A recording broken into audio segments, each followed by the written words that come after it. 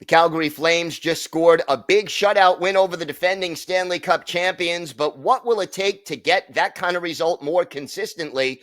Jess Belmosto of Locked On Flames joins us to talk about that and all things Calgary Flames next on the Locked On NHL Podcast.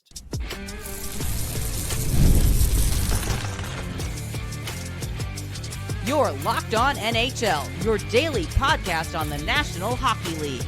Part of the Locked On Podcast Network, your team every day.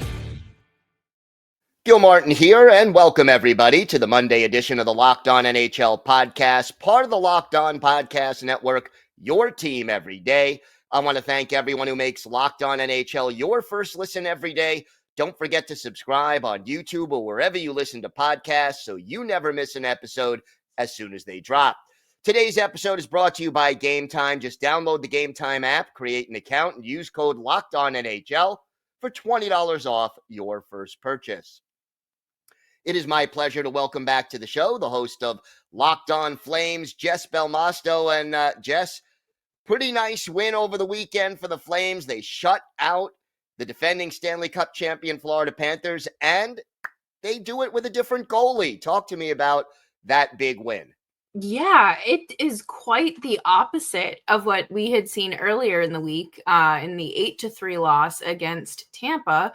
So, Dustin Wolf has been phenomenal at home all season long, and he bounced back, I would say, Saturday night after the win, just because he had been struggling on the road and Vladar had gotten a bunch of starts and you hadn't seen Wolf. So for him to, find some comfort in his crease again and reclaim it was very nice. And it was actually nice to see the Flames actually score more than 2 goals. So we'll take it. What did they do differently that led to the increase in scoring? This is going to sound so cliche, but honestly, just shooting the puck. They have really struggled this season and really the last 2 seasons under Ryan Huska. They get too much in their head and they're playing too tight of a game where they're overpassing. They don't have the confidence to shoot, or they're misreading plays and creating turnovers. So I really think that whatever conversations were had after the game against Tampa were effective, because it was polar opposites. Talk to me about Nazem Kadri. He has been red hot lately. I cannot believe that Nazem Kadri is producing the way that he's producing, and just the level of skill and talent it takes to do it as effortless as he does and makes it seem. He has been a huge part of this Flames offense, and obviously as a veteran and a part of the leadership group, that's huge too. He's taken some of the younger players under his wing as well, and I think it's great that they can count on him as part of their offense, but also just consistently looking to him for, kind of like mentorship as well. Give me the name of a player who has sort of quietly been helping this team succeed this season. Ooh, I would say Kevin Rooney. And people are just going to say, well, he's just a 4th line center.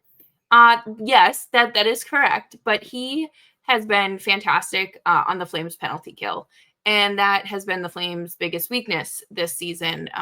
He's not afraid to go out there and throw himself in front of pucks, block any shot he needs to, and just really get down deep and play the defensive game. And I think that the role of the 4th line has shifted in the NHL, even over the last 3 to 5 years. So to be able to count on your 4th line for more than just going out there to eat up 10, 11 minutes a night is nice. What about the penalty kill? Because they have struggled throughout the season. How do they improve it? Do they need to bring in new personnel, or, is there a strategy they need to try? I think the biggest strategy would be for them to not commit any penalties, because we knew that this year the penalty kill was going to be tough because they lost Chris Tanev. Chris Tanev was the glue that held the Flames penalty kill together for all those years. And, when you lose such a big defensive asset like him, you have gaps to fill. And the Flames don't necessarily have players that can equal a Chris Tanev. And I think they have really, I don't think that they have, at least right now on their current roster, a real solution for it. I think you just have to go out there and give it your best effort. They don't necessarily have that it factor. The other issue that I can see from the outside here is secondary scoring. How do you pick up that? And again, are there people in the minor league system or on the roster right now who can help, or do you need to add? So I think it would make more sense for the Flames to keep it kind of in-house. There are definitely prospects with the Wranglers that I would say have deserved this call up for a long time. Walker Dewar and Jacob Pelletier were called up earlier this month and have been fantastic. Both have been on the score sheet multiple times, and just you see the difference when they're on the ice. Rory Kearns has been leads the AHL in scoring, I believe, and he hasn't made his NHL debut yet.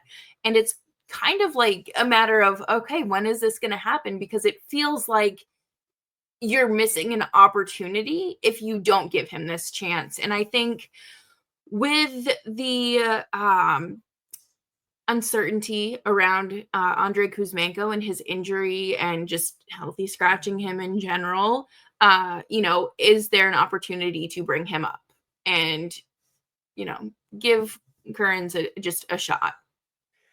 So here we are. We're getting close to the halfway mark of the season. We've seen the Flames play really well for stretches and struggle mightily for stretches. What does it take to get a little more consistency on this roster and make a run for a playoff spot? Or do you think that's not a realistic expectation? I don't think the playoffs are a realistic goal for this team. Unfortunately, I mean, I know that every team pretty much goes into the season saying, the goal is to make the playoffs. The goal is to win the cup. But the Flames know what type of position they're in and what they need to do in order to be a competitive team. And Craig Conroy has come in and, made it pretty clear that they're going to have to acquire players and high talent through the draft rather than trades and free agency. So I don't want to say they're, tanking, because you're never going to convince these athletes to lose on purpose. But I don't necessarily think it's a good idea for them to try to go be buyers for the trade deadline and just attempt to make a playoff run. It makes no sense right now. So if the plan is to look toward the future, who may be available at the trade deadline when we get there? Yeah, I mean, I would say obviously Andrei Kuzmenko, who is an expiring free agent. Dan Vladar, I know a lot of teams I thought that the Avalanche were going to potentially call on him for a trade. And then those two, I would say, are probably your more than likely, and maybe Rasmus Anderson. I know that they've kind of shot that down, but I mean, if the package is right, I don't see a world where you are holding back. Should be interesting, Jess. I know you'll have it covered every step of the way. Why don't you tell our viewers and our listeners where they could find the podcast and where they could find you on social media? Yes. So you can find Locked On Flames wherever you listen to your favorite podcasts, and on YouTube, just search Locked On Flames. And you can follow me on Twitter, X, Blue Sky, at Jess Belmosto, and see really cute pictures of my cat and see me complain about the Flames penalty kill. All right. I don't know which one of those would be my favorite, but I look forward to both. Thanks so much, Jess. Thanks, Gil. Today's episode is brought to you by Rocket Money. Did Rocket Money help you find any subscriptions you forgot about or that you were paying for twice? Well, that definitely happened to me. I had a few subscriptions I didn't even realize I was still paying for, and Rocket Money made it so easy to track them all down. It's like having a personal assistant for your finances.